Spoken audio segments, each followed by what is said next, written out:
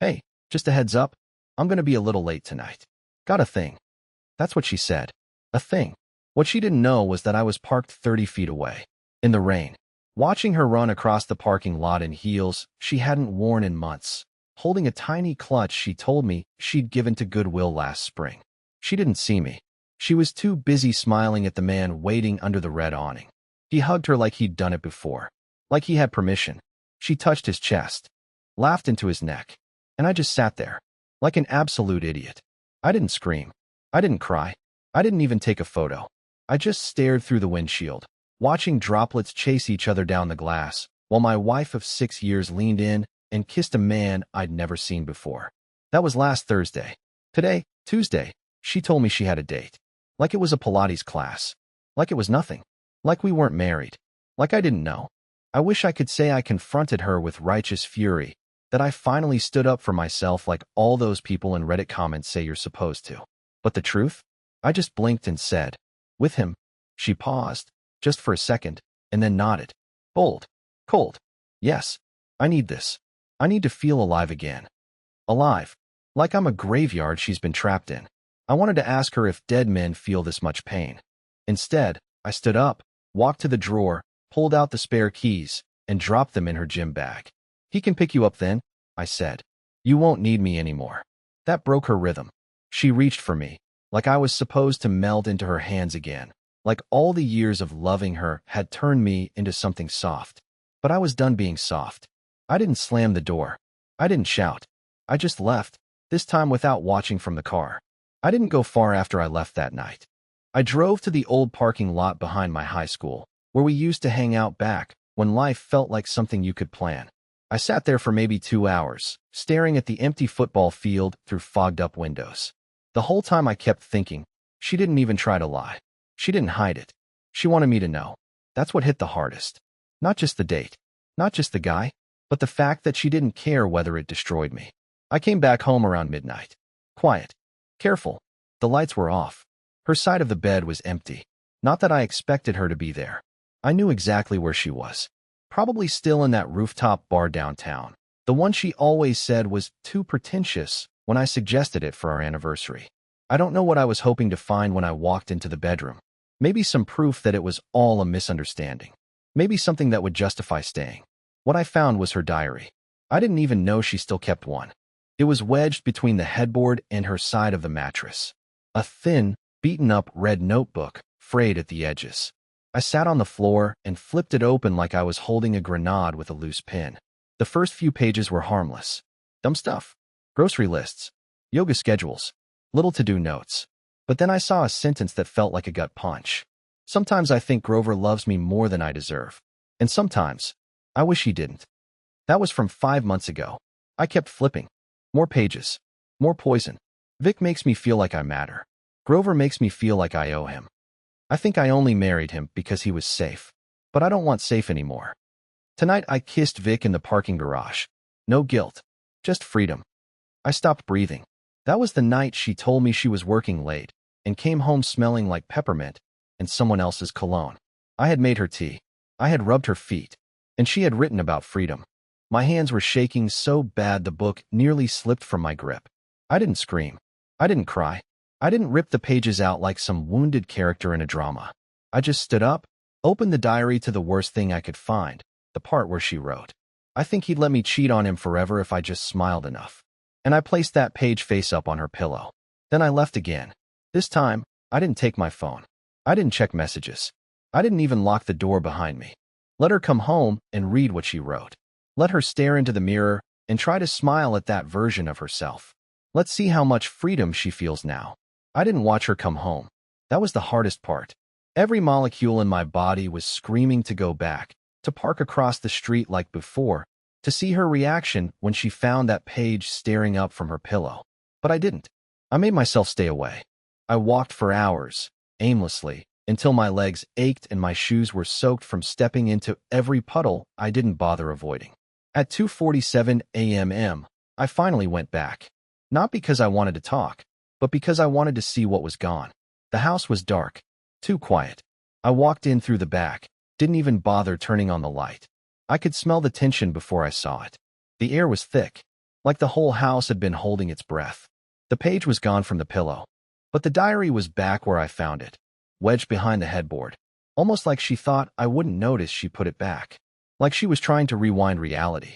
She was in the kitchen, sitting on the floor in front of the dishwasher with her knees pulled up to her chest. Not crying, not angry, just frozen. She looked at me like I was the ghost this time. "Did you read all of it?" she asked quietly. I didn't answer. I didn't need to. She stood up slowly, walked past me to the sink, poured herself a glass of water like it was any other Tuesday morning. Then she leaned against the counter and said, "I didn't mean for it to go this far." That sentence, that stupid, rehearsed, vomit-inducing sentence that cheaters love to use like it's some kind of magical eraser. I just stared at her, completely hollow. I don't think I'd ever felt that empty before in my life. And then she asked the question that finally made my blood boil. "Can we talk about this like adults?" "Like adults? You mean the kind who sneak around and write in diaries about how pathetic their husbands are while kissing someone in parking garages? That kind of adult?" I didn't raise my voice. I wish I had. Maybe that would have made me feel more like a man and less like her doormat with a heartbeat. But all I said was, "Did he read it too?" That one hit. Her eyes widened. Just for a second. Enough to tell me everything I needed to know. She tried to play it off. Of course not. I would never. But I laughed. Loud. The kind of bitter laugh you only hear from someone who's already died on the inside. I walked past her, opened the fridge, took out the bottle of white wine we were saving for our next anniversary, twisted the cap off, and poured it straight down the drain. She didn't move. Just stood there watching me like I was the unstable one. I finally turned to her and said, "That was the last thing in this house that still meant something to me." She opened her mouth to say something, but I was already walking down the hall. I didn't pack a bag. I didn't take my toothbrush. I didn't even grab my charger. I just left, because I wasn't going to stay in a house that treated me like a backup plan. Not after what I read. Not after how calm she was. Not after realizing she didn't fear losing me, because somewhere deep down, she didn't think I was someone worth keeping. I didn't sleep that night. I didn't even try. I ended up at a 24-hour laundromat across town, sitting in one of those hard plastic chairs that look like they've been there since 1982, just watching clothes spin in a dryer I never fed quarters into. I was numb. Not angry. Not sad. Just completely, terrifyingly hollow. At around 5:11 a.m., my phone buzzed. I hadn't turned it off. Part of me hoped she'd call and apologize, beg even. I don't know why. Maybe I needed her to act like she understood what she'd done, that there were consequences. But it wasn't a call. It was a text. And it wasn't for me. The preview on the lock screen read. I think he finally read it. My chest tightened. My hands went cold. I unlocked the phone so fast I almost dropped it. The message was from her. But it wasn't to me. It was to Vic. She accidentally sent it to our last chat instead of his. There was no hey, no good morning, not even a how are you. Just those 6 words. Like I was an obstacle, not a person. I stared at it for what felt like 10 full minutes before I typed anything. My thumbs hovered. My brain was screaming. I should have just deleted it. Blocked her. Disappeared. But instead, I replied. Yeah, I read all of it. And I hope you know. You broke something you don't get to fix. Delivered. Read. No typing bubble. No reply. I sat there for another half hour before I stood up and walked outside into the freezing dawn air. I didn't even notice it had started snowing. Light, quiet flakes, like the world was pretending to be gentle while everything inside me had turned to splinters. Later that morning, I went back to the apartment, not because I wanted to see her, but because I needed to get my stuff. She was there, waiting, eyes red, no makeup, hair a mess. She looked like someone had finally dropped the act. She reached for me when I walked in, but I held up a hand. Didn't even let her touch my coat. I just came for my things. She opened her mouth like she was going to say something dramatic, some speech, some revelation, but all she managed to whisper was, "You weren't supposed to see that." I froze. That's what she chose to say. Not "I'm sorry." Not "I messed up." Just that? I wasn't supposed to see it. I repeated, "You mean your plan was to keep playing both sides until one of us got tired?" She looked like she wanted to argue, but she didn't. She just sat down on the edge of the couch like a balloon that had finally deflated. I went to the bedroom, grabbed a few clothes, my laptop, a book I never finished, and the photo from our 3rd anniversary, the one where I thought we looked genuinely happy. I only took it so I could look at it later and try to figure out exactly when she started faking the smile. On my way out, she called after me. Quiet. Almost like she regretted something. Grover. I stopped at the door but didn't turn around. I didn't think you'd ever leave me. I stood there for a second. Then I said, yeah, you counted on it. And I walked out. But that was only the beginning. Because what I didn't know then, what I couldn't have known, was that Vic wasn't just some random guy from the library. He was connected to me in a way that turned this whole thing from betrayal to something much worse. I moved into a crumbling rental above a mechanic shop 2 towns over. The heat only works if you kick the baseboard hard enough, and the walls are so thin I can hear the guy next door play the same country song on loop like it's helping him survive something. I didn't tell anyone where I went. Not even my brother. I just needed distance. But the thing about betrayal is it doesn't care where you run. It follows. It clings. It echoes. 3 days after I left, I made the mistake of opening our shared cloud photo album. I don't know why I did it. Curiosity? Masochism? Maybe I just wanted to see if she had deleted the photos of us, or if she'd started uploading new ones. What I found was worse. There was a new album. Private. Not public like the others. But she hadn't removed me from the sharing list yet. It was titled A Better Version of Me. I clicked it. Inside were photos of her and Vic.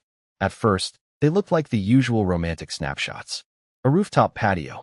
A blurry kiss. Wine glasses clinking. One where he had his arm around her waist, and she was laughing like she'd never known heartbreak.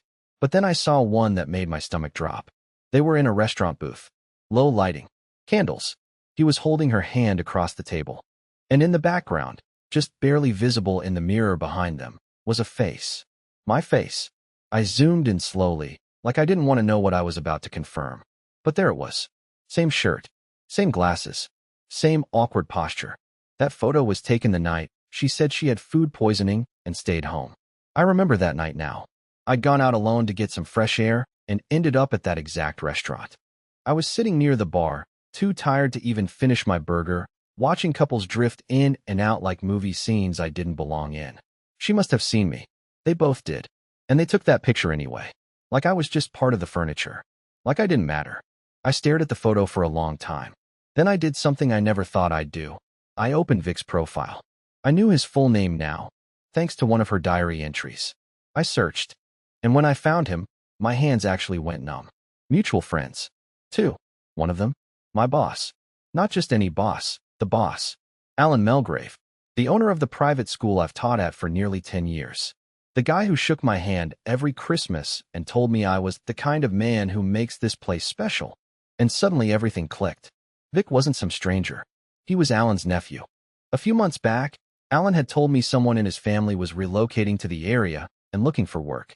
I even helped recommend a few businesses. I didn't just let the wolf in. I gave him a damn map. I felt sick. Like, physically sick. I closed everything, stood up too fast, and had to brace myself against the wall. The room spun. My knees buckled. This wasn't just betrayal. This wasn't just infidelity. This was planned. Or at the very least, encouraged.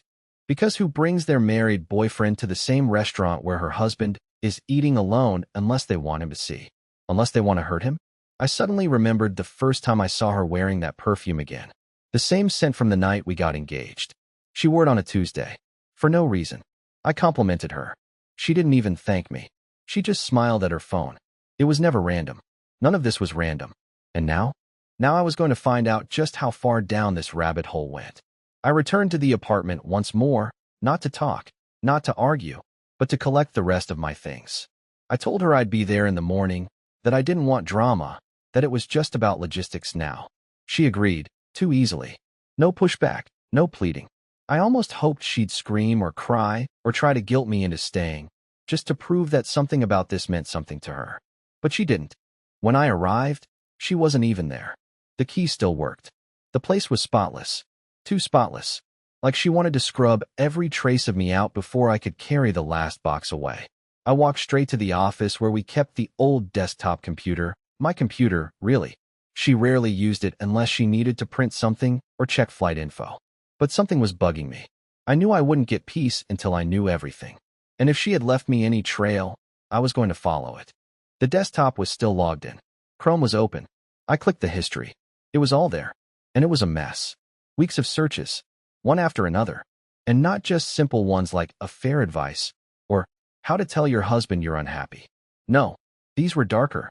How long after cheating should you confess? How to get a man to leave you without being the bad guy? Can cheating fix a broken marriage? Will he forgive me if I lie first?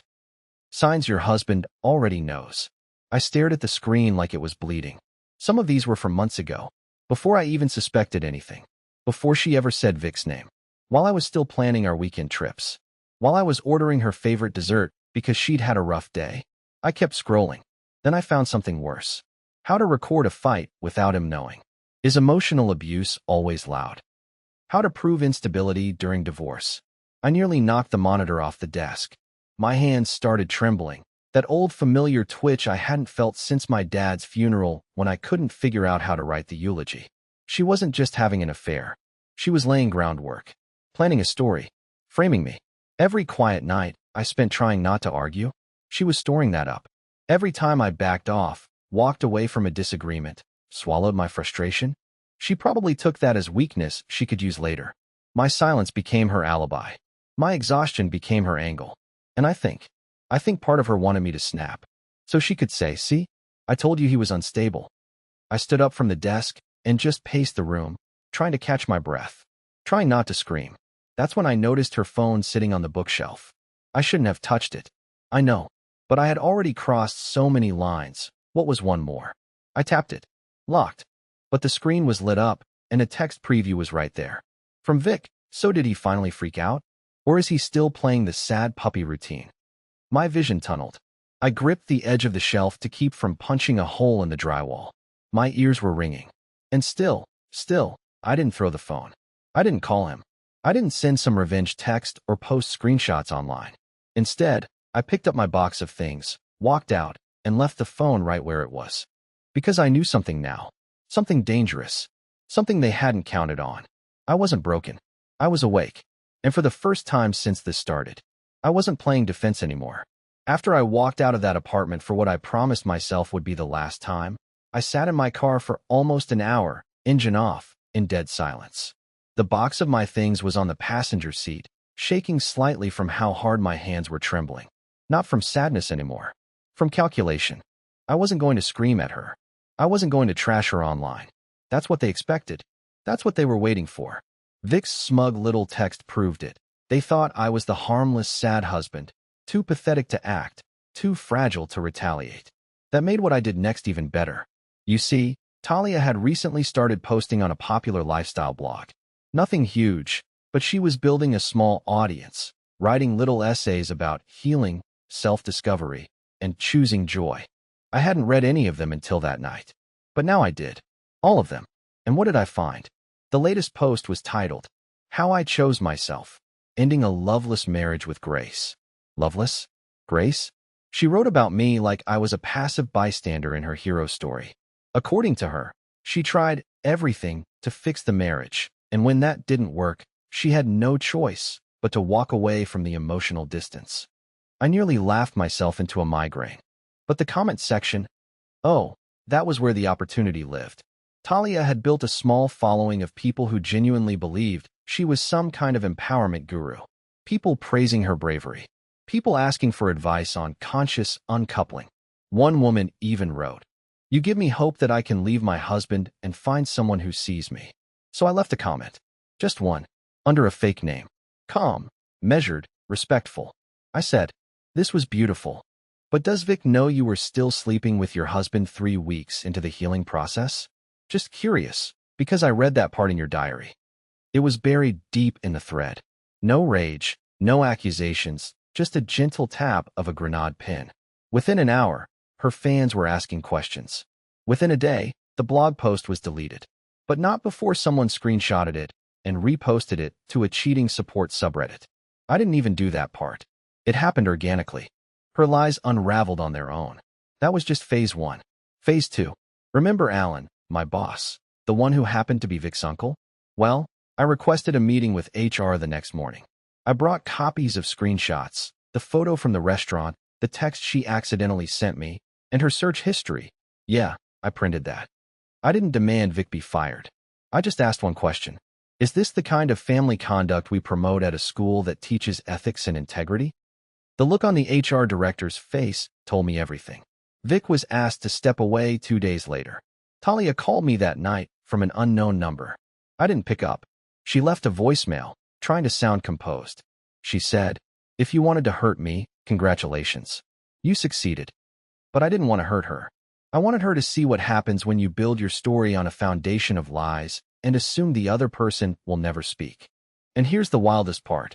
I still never told anyone the full story. Not my coworkers, not my friends, not even my mother. Because I didn't have to. She did it for me. All I did was let her write her own ending. And now she has to live in it. A full year passed. One whole revolution of the earth around the sun.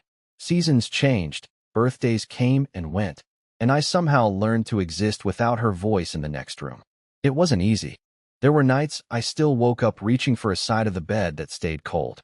Days where a song or a stupid commercial would knock the wind out of me. Healing isn't some straight staircase. It's a spiral, and sometimes you don't realize how far you've climbed until you stop looking down. I spent those months rebuilding. Quietly, I started cooking for myself again, not just microwaving leftovers. I took up photography. I even traveled, just short weekend trips, but they felt like oxygen. For the first time in years, I stopped narrating my life around someone else's mood swings. Then, out of nowhere, she showed up. I was at a local coffee shop editing photos when I heard my name in that familiar voice I thought I'd already filed away in the archives of my memory. Talia, standing there, older somehow, even though it had only been a year. Her hair shorter, her confidence dimmed. She asked if she could sit. I don't know why I said yes. Maybe curiosity, maybe closure. She didn't dance around it. She said she was sorry, not in that shallow, manipulative tone I used to hear when she got caught in half-truths, but in a way that almost sounded like she'd finally figured out what she lost. "I thought he'd make me feel whole," she said. "But he only made me feel like I traded something solid for something shiny." I didn't gloat. I didn't say, "I told you so." I just listened. And when she finally looked up and said, "Do you think there's any chance left for us?" I took a long breath. She wasn't crying. She wasn't begging. But there was this tiny, flickering hope in her eyes. The same eyes that once looked through me like I was a faded photo on the wall. I could have said a lot. I had every reason to be cruel. But I remembered the man I had become this past year. The one who walked through fire and didn't come out burned, just sharper. So I smiled. Not bitter. Not smug. Just real. "I think there's a chance for me," I said. "For us?" "No." And then I stood up, shook her hand, like two people who used to mean something, and I left. I didn't look back. That was the moment I knew I'd won. Not because I got revenge, not because she regretted it, but because I no longer needed her regret to feel free. These days, I'm still living in that tiny rental above the mechanic shop. Still teaching, still collecting old lunchboxes, still quiet, still me, but better, stronger, more peaceful. And somewhere out there, she's telling a new story to new people, trying to make sense of how she lost someone who would have given her the world. All because she thought she could do better than loyalty. And I thought I could never live without her. Turns out, we were both wrong.